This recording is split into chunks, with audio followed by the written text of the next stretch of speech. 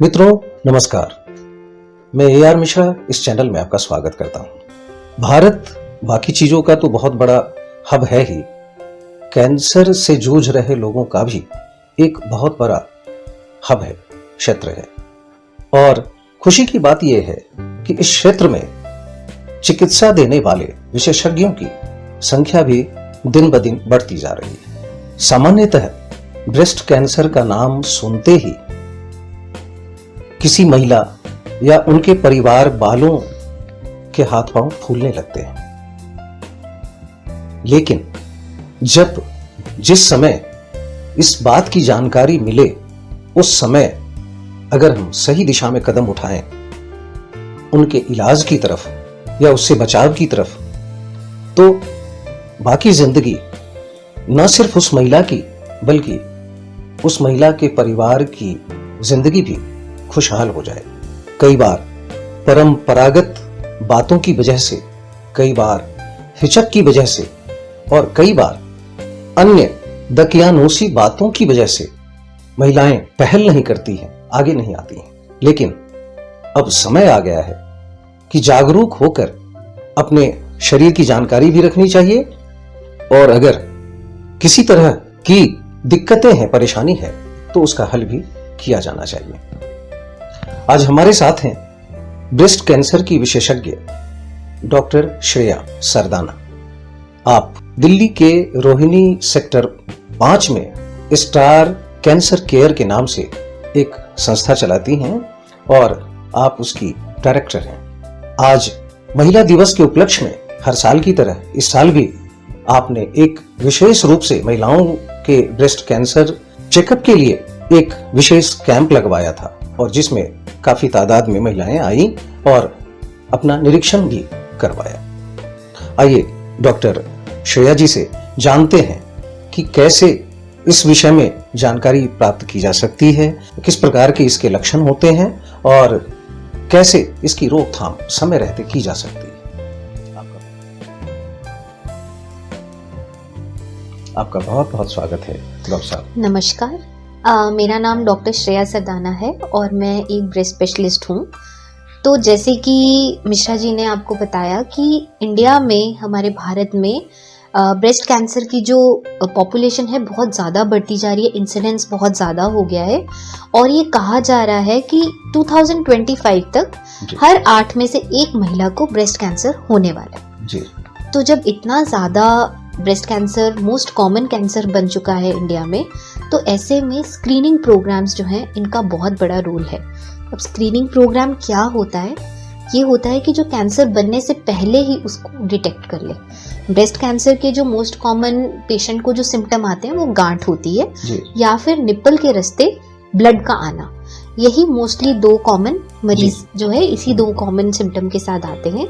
लेकिन ये सब होने से पहले ही अगर हम डिटेक्ट कर लें तो वो पॉसिबल है मैमोग्राफी के थ्रू, जिस चीज का आज फ्री कैंप हर विमेंस डे, महिला दिवस पर हम ये इसे लगाते हैं मार्च के महीने में।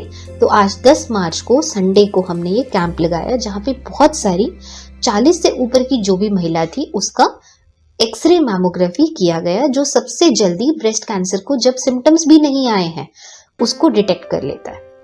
जी जी।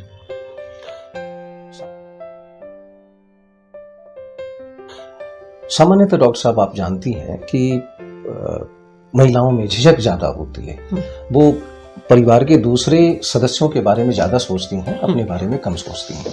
और खास करके जब ब्रेस्ट कैंसर से जुड़ी हुई बात आती है तो उनमें और ज्यादा झिझक होती है। वो कई बार वो बोलती भी नहीं, अपने पति से भी नहीं बांटती हैं इस बात को, और जब बात ऊपर जाने लगती है तब उनको लगता है कि अब हमें इलाज करवाना चाहिए। तो इस दिशा में एक स्वयं आप महिला हैं, तो उनको क्या सजेशन देंगी, क्या सलाह देंगी कि महिलाएं जो हैं कैसे अवेयर रहें इसके प्रति? सबसे पहले तो ये कोई शर्म की बात नहीं है, हमारा ही शरीर है और इसे स्वस्थ रखना हमारी ही जिम्मेदारी है। Breast cancer most common cancer बन चुका है इंडिया में और 50% जो हमारी पॉपुलेशन है वो लेडीज है। तो इसमें सबसे इम्पोर्टेंट जो मैं चीज़ कहना चाहती हूँ कि सेल्फ ब्रेस्ट एग्जामिनेशन, मतलब कि हर महीने अपने माहवारी के 10 से लेकर 14 दिन के बीच में जिनको अभी माहवारी होती है, पीरियड्स आते हैं, जिनको नहीं आते वो कभी भी महीने का एक दिन फिक्स कर लें कि नहाते समय शीशे के सामने खड़े होके अपने ब्रेस्ट को जरूर देखें कि कुछ अलग तो नहीं दिख रहा, उन्हें हाथ लगाकर देखें कि कोई गांठ तो नहीं पता चले। छोटी से छोटी गांठ बहुत इंपॉर्टेंट है, चाहे वो कैंसर हो या ना हो। आपको अगर गांठ फील हो रही है, आपको किसी ब्रेस्ट स्पेशलिस्ट के पास अवश्य जाना चाहिए। गांठें बहुत सी तरह की होती हैं, ऐसा नहीं है कि हर गांठ जो है वो कैंसर ही होता है, लेकिन एक एग्जामिनेशन करवाना, एक क्लिनिशियन से चेक करवाना एक बहुत ही जरूरी चीज होती है। दूसरा मैं ये कहना चाहती हूँ कि बहुत सारी लेडीज जो आती हैं वो ऑलरेडी स्टेज 4 हो जाती हैं, क्योंकि बताया नहीं, किसी से शेयर नहीं किया, कोई गाइड करने वाला नहीं था, घर के आसपास कोई लेडी डॉक्टर नहीं थी। ये सब बातें बहुत कॉमनली हम देखते हैं कि स्टेज 4 होते होते 6-7 महीने में पेशेंट जो है वो स्टेज 4 में पहुंच जाता है। अब आप कहेंगे कि स्टेज 4 में हो गया तो मैमोग्राफी कराने की क्या जरूरत है, ये वो। इसका एक बहुत बड़ा एक कारण आपको बताते हैं। फर्स्ट ऑफ ऑल, जो कैंसर स्टेज 1 में डिटेक्ट हो जाते हैं उसमें कई बार कीमोथेरेपी की भी जरूरत नहीं पड़ती, सिकाई की जरूरत नहीं पड़ती और पूरा ब्रेस्ट काटने की भी जरूरत नहीं पड़ती। सिर्फ गांठ को निकाल के उसके आसपास फ्रोजन सेक्शन करके हम उस पेशेंट को बिल्कुल वैसे का वैसे घर भेज देते हैं, अगर पेशेंट का कैंसर स्टेज 1 या स्टेज 2 में आता है। अगर हमारे पास स्टेज 4 में चला जाता है, स्टेज 3 में, जैसे जैसे स्टेज बढ़ती जाएगी, जितना ज्यादा आप डिले करते जाओगे, कीमो के चांसेस बढ़ेंगे, सिकाई के चांसेस बढ़ेंगे, सर्जरी के चांसेस बढ़ेंगे। हो सकता है आपका ब्रेस्ट भी ना बचा जा सके, आपको पूरा का पूरा ब्रेस्ट निकालना पड़ेगा। तो क्यों ना बेहतर हो कि हम हर कैंसर को स्टेज 1 में डिटेक्ट करें। तो आज का हमारा जो कैंप का मेन मकसद था वो यही था कि मतलब जागरूकता फैलाने के लिए कि लेडीज जिस चीज के बारे में बात नहीं करती हैं उसके बारे में बात करें। और आज ये जान के आपको बहुत मुझे अच्छा लगा कि 40, 41, 42, 39 इतनी एज की भी बहुत सारी लेडीज आई जिनको जागरूकता थी कि मैमोग्राफी क्या होता है, ब्रेस्ट कैंसर क्या होता है। इसी तरीके से हमारा इस कैंप की यही एक मेन मकसद रहता है कि हम जागरूकता फैलाएं, और अगर कोई पेशेंट को जरा सी भी कंप्लेंट है या कंप्लेंट नहीं भी है वो मैमोग्राफी कराए, और अगर कुछ है ब्रेस्ट में तो वो जल्दी से जल्दी पकड़ा जाए। तो स्क्रीनिंग इसी को कहते हैं कि बिना किसी सिम्टम के आप टेस्ट कराने आगे। और अब सरकार भी कहती है कि 40 साल से ऊपर हर महिला का हर साल मैमोग्राफी होना जरूरी है। जी,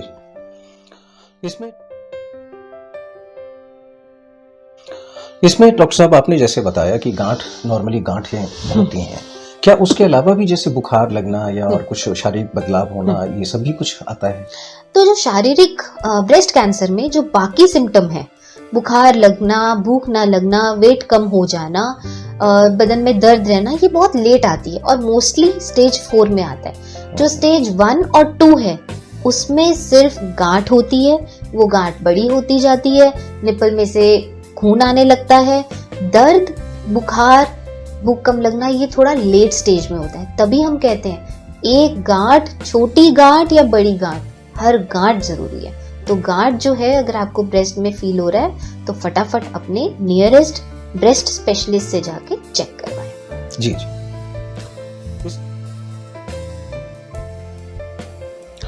इसके अलावा और क्या आप सलाह देंगे महिलाओं को? मेरा यही सलाह रहेगा कि जो भी 40 से ऊपर हैं, बिना किसी झिझक के अपने खुद और अपने आसपास की जो आपकी फ्रेंड्स हैं, बहन हैं, माताएं हैं, सबको कैंसर के अगेंस्ट लड़ने के लिए प्रेरित कीजिए कि अगर हमें कुछ भी सिम्टम नहीं है तब भी चलो मैमोग्राफी करवा के आते हैं। एंड जैसे कि जो वर्किंग लेडीज हैं उस सब लोगों के आजकल हेल्थ पैकेजेस में इंक्लूडेड हैं, कंपनियां और इवन गवर्नमेंट जो ऑर्गेनाइजेशन है सभी लेडीज को प्रेरित करती है कि हर साल मैमोग्राफी कराओ। इसी तरीके से जो हाउस वाइफ्स हैं वो सबसे इम्पोर्टेंट है, क्योंकि घर का जो मेन जो केयर है ये हाउस वाइफ्स ही हैं जो हमारे घरों को चला रही हैं और जो नेक्स्ट जनरेशन को अच्छी गाइडेंस दे रही है। इनको हमें बिल्कुल निग्लेक्ट नहीं करना है। आप आइए, आपको कंप्लीट इन्फॉर्मेशन मिलेगा। और दूसरा मैं ये कहना चाहूंगी कि नेक्स्ट कॉमन कैंसर जो है इंडिया में वो सर्वाइकल कैंसर है। उसके अगेंस्ट अब वैक्सीन आ चुकी है, टीका आ चुका है। तो जो हमारे पास 2 मेन कॉमन कैंसर हैं, ब्रेस्ट और सर्वाइकल, दोनों के अगेंस्ट बहुत अच्छा इलाज है और वैक्सीन 9 साल से ऊपर की लड़कियों को अवश्य लगवाएं। 9 से 15 साल की लड़कियों को 2 डोज लगता है और 15 से लेके 45 इयर्स तक 3 डोज लगता है। अगर शादी से पहले ही लग जाए तो इसका जो एफिकेसी है, जो इफेक्ट है, वो लाइफ लॉन्ग बहुत ज्यादा अच्छा है। मोर देन 90% इफेक्ट है इन वैक्सीन का।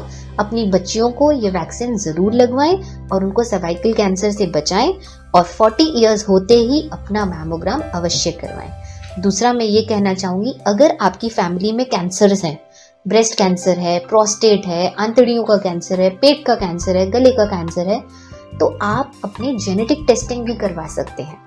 उसमें क्या है कि पीढ़ी दर पीढ़ी कुछ कैंसर्स जो होते हैं वो आगे आगे चलते हैं, हर पीढ़ी में आते हैं। तो अगर आपकी फैमिली में कैंसर्स की हिस्ट्री है तो आप अपने नियरेस्ट कैंसर सर्जन से कंसल्ट कीजिए कि हमें कौन सा जेनेटिक टेस्ट कराना चाहिए और आगे आने वाली पीढ़ियों को किस तरीके से हम प्रोटेक्ट कर सकते हैं, बचा सकते हैं।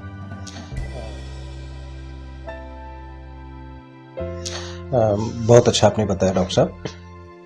ये तो स्टेज 1 की बात आपने कही, जागरूकता रखेंगे और स्क्रीनिंग कराते हैं तो उससे बच सकते हैं। लेकिन जो स्टेज 2, स्टेज 3 में आ गए हैं, जिनको ये है बीमारी हो तो चुकी वो और ज्यादा मानसिक रूप से निराशा की स्थिति में पहुंच जाती है महिलाएं, और उनका क्या इलाज हो सकता है? देखिए, ब्रेस्ट कैंसर एक अकेला कैंसर है जिसमें हम कहते हैं 100% इलाज जो है वो पॉसिबल है।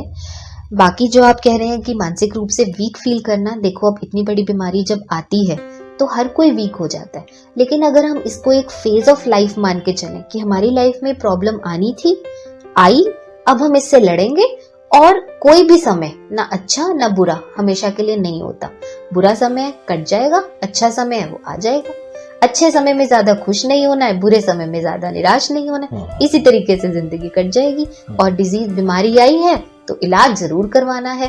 प्लीज आप एक अच्छे कैंसर सेंटर में कैंसर सर्जन के पास जरूर जाइए। प्लीज इलाज कराइए। कैंसर का बहुत अच्छा इलाज अवेलेबल है और हर जगह अवेलेबल है। जी, एक सवाल जो आपसे पूछ रहा था कि उसमें क्या क्या ट्रीटमेंट हम करते हैं? ओके, तो ब्रेस्ट कैंसर में हमारे पास 5 डिफरेंट तरीके के ट्रीटमेंट अवेलेबल हैं। सबसे पहला है सर्जरी। तो जो सर्जन होता है वो आपका जो ट्रीटमेंट चलता है उसके सेंटर में सर्जन होते हैं। आपके कैंसर सर्जन जो होते हैं वो बाकी हर चीज आपकी रेगुलेट करते हैं। किस तरीके से? आप सबसे पहले आएंगे, आपकी मैमोग्राफी हो गई। सपोज शक लग रहा है हाथ लगाने से, तो आपकी मैमोग्राफी ऑर्डर की गई। मैमोग्राफी में भी हमें कुछ शक लगा तो आपकी बायोप्सी किया जाएगा। बायोप्सी में हमें टिश्यू मिलता है जिसके ऊपर हम, जिसको कहते हैं बायोप्सी का रिपोर्टिंग करते हैं, और कुछ मार्कर्स होते हैं जिनको हम कहते हैं IHC। उसमें आता है ER, PR, HER2/neu, Ki-67। फिर हमें लगा, प्रूव हो गया कि कैंसर तो है। फिर हम उनका मेटास्टैटिक वर्कअप कराते हैं कि शरीर में और कहाँ पे है। उसके लिए अलग अलग इन्वेस्टिगेशन है, जैसे कि एक्सरे हो गया, अल्ट्रासाउंड पेट का हो गया, पेट स्कैन हो गया। अलग अलग तरीके से हर डॉक्टर अपनी पसंद के अलग अलग टेस्ट करवाते हैं। एक बार हमें कंफर्म हो गया कि हाँ, अगर तो सिर्फ ब्रेस्ट में है तो हम ब्रेस्ट का इलाज किया जाएगा, अगर पूरी बॉडी में है तो कीमोथेरेपी जरूर दिया जाएगा। तो बेसिकली सर्जरी है, कीमोथेरेपी है, सिकाई जिसको हम रेडिएशन बोलते हैं, हार्मोन का ट्रीटमेंट जो कि हार्मोन पॉजिटिव कैंसर है, 5 साल के लिए टैबलेट चलती है, और कुछ टारगेटेड ट्रीटमेंट है जैसे कि ट्रास्टोजुमैब जो कि पर्टिकुलर एक टाइप के कैंसर में दिया जाता है। मैं मानती हूँ कि कई बार कैंसर का जो ट्रीटमेंट होता है थोड़ा महंगा पड़ जाता है। क्यों? क्योंकि ये दवाइयाँ काफी महंगी थी पहले, लेकिन अब ये बहुत सस्ती हो चुकी हैं। सब लोग कैंसर का ट्रीटमेंट भी अफोर्ड कर सकते हैं। जी।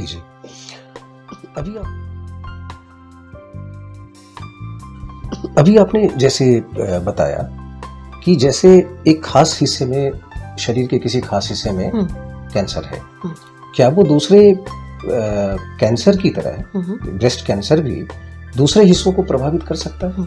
जी बिल्कुल। स्टेज 4 में जो मैं बता रही थी उसमें जो ब्रेस्ट कैंसर जो है वो डिफरेंट हिस्सों में चला जाता है। मोस्ट कॉमनली ये लंग्स में जाता है, जिसमें मरीज को सांस लेने में तकलीफ होने लगती है। हड्डियों में जाता है, जिसमें पीठ में दर्द, मरीज हमेशा कहते हैं कि पीठ में दर्द हो रहा है। और थर्डली लिवर में भी जाता है। तो पेट का अल्ट्रासाउंड हम इसीलिए करवाते हैं कि लिवर में कितना % इन्वॉल्वमेंट है। मोस्टली इन 3 जगह पर जाता है, बट मैंने ऐसे भी पेशेंट्स देखे हैं जिनकी पूरी बॉडी इन्वॉल्व हो चुकी होती है जब वो स्टेज 4 में जाते हैं। बिकॉज इसलिए क्योंकि अवेयरनेस नहीं है, जानकारी नहीं है कि कहाँ जाना है, क्या करना है। 5-5, 6-6 महीने हम रिपोर्ट लेके इधर उधर भागते हैं, उसी में हमारा समय जाया हो जाता है। लेकिन हमें एक विश्वास के साथ जाना है कि हम जा रहे हैं इस जगह और इलाज जल्द से जल्द शुरू करवाना है। जी जी। डॉक्टर साहब अगर इसके बारे में थोड़ा बता सकें अगर आप कि इसकी कॉस्टिंग एवरेज, क्योंकि इसके लिए लोग सबसे पहले चिंतित हो जाते हैं कि कैंसर है तो अब तो लुट गए, तो इस बारे में अगर आप थोड़ा सा बता सकें। देखिए, सबसे पहले कॉस्ट, जैसे मैं अभी बता रही थी कि टारगेटेड ट्रीटमेंट जैसे ट्रास्टुज़ुमैब है, बेसिकली इन्हीं दवाइयों के ही खर्चे कई बार हो जाते हैं। लेकिन अब ये कुछ दवाइयां इसमें से इंडिया में भी बनने लगी हैं। पहले यही एक टीका था जो कि 35-40 हजार में एक टीका लगता था और 17 टीके टोटल लगते हैं। लेकिन अब वही इंडिया में बनते हैं और उसका कॉस्ट सिर्फ 11,000 रुपए पर टीका। हर कोई अफोर्ड कर सकता है और वेरियस स्कीम्स होती हैं जिसमें हम सर्जरी का, कीमो का कॉस्ट जो है वो कम आराम से किया जा सकता है। लेकिन अगर पेशेंट चाहे तो हम उसके लिए क्राउड फंडिंग भी करते हैं। What is crowd funding? कि हमारे जो पुराने पेशेंट जो ठीक हो चुके हैं, बहुत से हमारे ऐसे पेशेंट हैं जो कि डोनेट करते हैं पेशेंट को, डायरेक्टली पेशेंट को ही पैसा दिया जाता है कि आप इससे अपनी मेडिसिन खुद से खरीदिए। उसमें हमारा कोई रोल नहीं रहता। जैसे अभी हमारे पास एक पेशेंट आई थी जिसको पेट का कैंसर था, तो हमारे एक पुराने पेशेंट ने उसका ट्रीटमेंट स्पॉन्सर किया, उसको डायरेक्टली पैसे दिए एंड पेशेंट ने खुद अपना इलाज कराया। तो ऐसा नहीं है कि आपको डायग्नोज हो गया और आप एकदम घर में बैठ गए कि अब हमारा कुछ नहीं हो सकता। आप आइए, हम आपकी हर तरीके से हेल्प करने के लिए, और हम ही नहीं, बहुत सारे इनफैक्ट डॉक्टर्स हैं जो हर तरीके से आपकी हेल्प करने के लिए आगे आते हैं। जी डॉक्टर साहब, ब्रेस्ट कैंसर के बारे में महिलाओं में सबसे ज्यादा एक परेशानी देखी गई है। जैसे ये डिटेक्ट होता है वो परेशान हो जाती हैं कि उनका सौंदर्य खराब हो जाएगा या एक मातृत्व बोध जो कम हो जाएगा, ऐसा देखा गया है। उनके दिमाग में ये जानते हैं कि ब्रेस्ट में कैंसर है, उनको लगता है कि शायद वो रिमूव कर दिया जाएगा। तो क्या ये अगर निगेटिव भी है चीजें, तो क्या पूरे ब्रेस्ट को हटाया जा सकता है या उसका कोई और वैकल्पिक कोई तरीका है? देखिए, पहले के ज़माने में, पहले मैं क्या कहूँ, आज से मान लीजिए अब 20 साल पहले, जब भी किसी को ब्रेस्ट कैंसर डायग्नोज होता था तो उसका पूरा ब्रेस्ट निकाल दिया जाता था। लेकिन आजकल हमारे देश में, इनफैक्ट में भी एक टेक्निक आई है जिसको हम बोलते हैं ब्रेस्ट ऑन्कोप्लास्टी, जिसमें हम सिर्फ गांठ निकाल के आसपास के जो एरिया है उसको हम फ्रोजन सेक्शन टेक्निक से टेस्ट करते हैं कि अब कोई छोटे से छोटा सेल भी कैंसर का बॉडी के अंदर तो नहीं रह गया, और फिर हम उस ब्रेस्ट को पहले की तरह ही बनाते हैं। इसको हम बोलते हैं ब्रेस्ट कंजर्वेशन सर्जरी या फिर और ब्रेस्ट ऑन्कोप्लास्टिक टेक्निक के द्वारा पहले की तरह ही ब्रेस्ट को बनाया जाता है। इवन स्टेज 4 कैंसर्स, जहां पे पहले कीमो दी जाती है, ट्यूमर को छोटा किया जाता है, फिर सर्जरी किया जाता है, उससे भी हम इवन स्टेज 4 कैंसर्स में भी हम पेशेंट की ब्रेस्ट को कई बार बचा लेते हैं। तो ये बिल्कुल मत सोचिए कि अब एक बार कैंसर आ गया अब मेरा ब्रेस्ट पूरा हट जाएगा। बहुत सी टेक्निक है कि जिसमें हम नया ब्रेस्ट भी बनाते हैं और पुराने वाले को ही उसकी पहली जैसी शेप जैसा रिकंस्ट्रक्ट करते हैं। तो अगर आपको कुछ भी गांठ लग रहा है तो प्लीज ब्रेस्ट स्पेशलिस्ट को जाके कंसल्ट कीजिए। डॉक्टर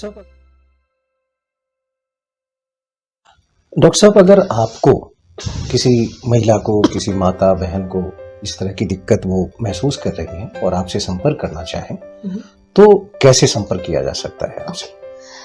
सबसे पहले हमारा ये star cancer care and breast clinic sector 5 Rohini में है। आप गूगल पे भी इसे सर्च कर सकते हैं, छोटू राम पार्क के बिल्कुल सामने पड़ता है। और हमारा फ़ोन नंबर जिस पे आप कॉल कर सकते हैं, या हमारी वेबसाइट है starcancer.com के नाम से, और हमारा ईमेल आईडी है starcancercareandbreastclinic.com। Phone number 9467301244। आप कभी भी इसे कॉल कीजिए, आपको हर तरीके का जानकारी जो है इस पे अवेलेबल रहेगी। डॉक्टर साहब, ब्रेस्ट कैंसर को कैसे रोका जा सकता है?